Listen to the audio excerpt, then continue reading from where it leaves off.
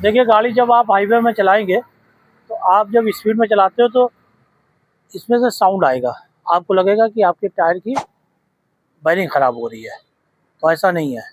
अगर टायर भी आपका ख़राब होगा तो आपको ऐसे ही लगेगा कि पहिए की वायरिंग ख़राब हो रही है।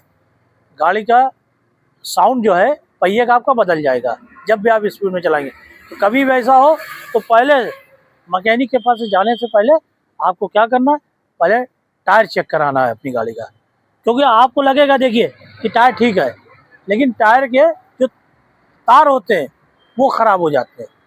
उससे क्या होता है, जब भी गाड़ी आप स्पीड में चलाएंगे तो गाड़ी का साउंड बदल जाता है, तो आपको लगेगा वायरिंग ख़राब है। तो अगर ये वीडियो मेरी पसंद आए तो प्लीज़ मुझे फॉलो